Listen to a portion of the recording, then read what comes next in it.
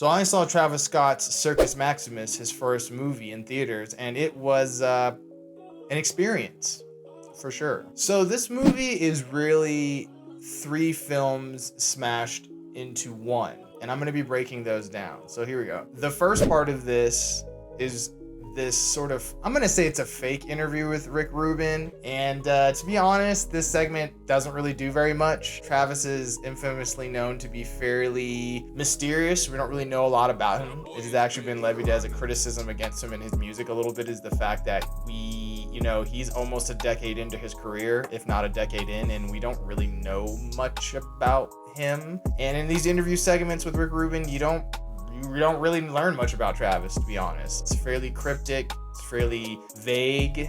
I would say anything to really be gleaned from it is sort of, I guess you could sort of see him maybe possibly talking about the ending of his relationship with his baby mama, Kylie Jenner, and possibly something alluding to the Astroworld incident, the Astroworld Festival incident, and maybe, if I'm digging into it, some slight view on the fact that he is a rapper who is getting older. So much of Travis Scott's imagery is built into this youthful kind of punk rock mixed with hip hop energy, and there is a sort of comment about, does he still possibly have the energy, and him trying to find new ways to rage. But otherwise, this is a fairly, this segment is really just used as a thread to connect to what I would say is the more interesting part, which is the set of globe-trotting surreal music videos, which are directed by Gaspar Noé, Harmony Korine, and Nicholas Winding Refn, which, to be honest, those names are really only going to mean something to people who are probably film nerds. I would say that this is the best part of the movie, are these music videos, these taking tracks from Utopia and turning it into these like surreal music videos, letting these directors run wild. I was struck by how striking the cinematography was, and the good use of location and practical effects.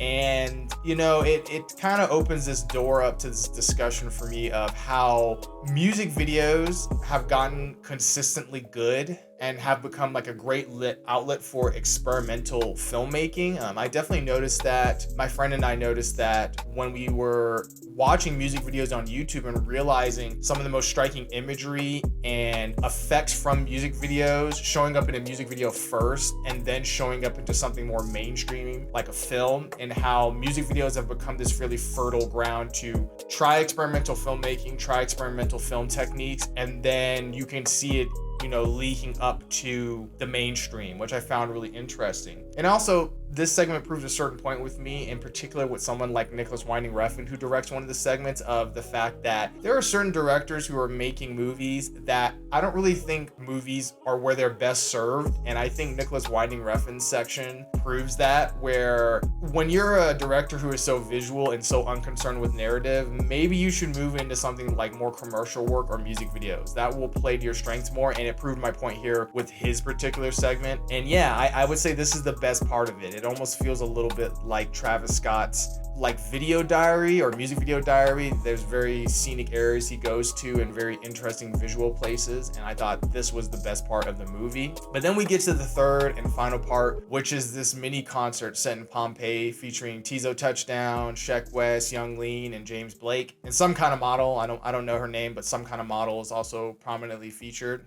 I thought this segment was interesting. I didn't realize it would take up so much of the runtime of the film though. And while I do think it does show some interesting set and lighting, and it is fun to kind of see this Travis Scott live show in this scenic setting, I think it does reveal some weaknesses about Travis. And I think one is that Travis is not the most engaging performer.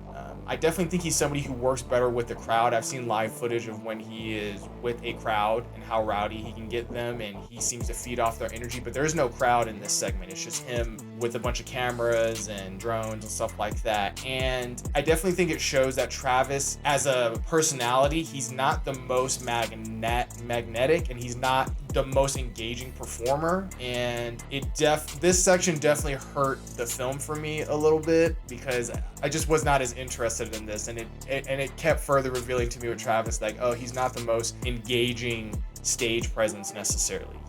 He needs a lot of stuff around him to kind of bring the best out of him.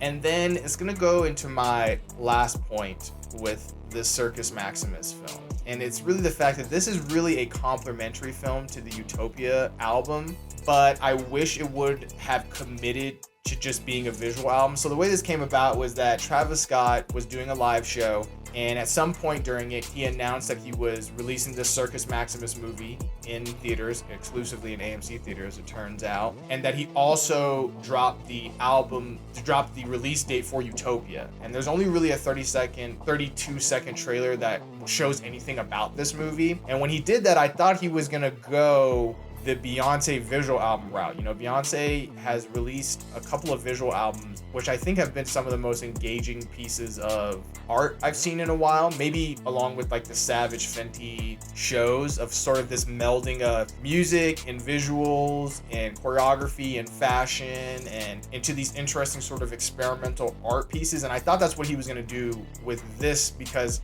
the running time for this movie is almost the exact same length as Utopia. So I thought we were just going to go, okay, let's just do a visual album to coincide with Utopia. And the first part of this movie was doing that with the various music videos, and I was really digging that. And I could kind of feel from my audience that they were also digging that, but that's not what happens here. And like I said, the concert part, I think I could feel the audience feeling drained because it's not as visually engaging, and I wish he had really committed to that, because I think that works better for someone like a Travis Scott. Also, side note, there was apparently a exclusive piece of merch, the Circus Maximus shirt, and I saw the shirt. It's fairly meh. I was supposed to get one of these shirts, but apparently they did not provide enough, which, like, come on, the shirt is so basic. I don't know how there's not more of these, but hey, I talked to one guy after this and he got it and kind of got his thoughts on it. He liked it. He liked the movie. He liked his shirt and stuff like that.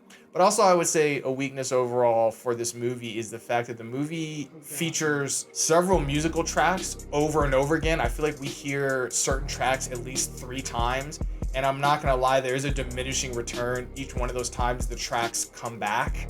You know, it's just like, hey, the music is good, but if I have to hear it 3 or 4 times over and over again, it becomes less effective and they started to grow stale. So ultimately, I'm gonna give Circus Maximus a 6 out of 10. This is really something complimentary to the album, but standing on its own legs, I'm not quite sure if it does that. But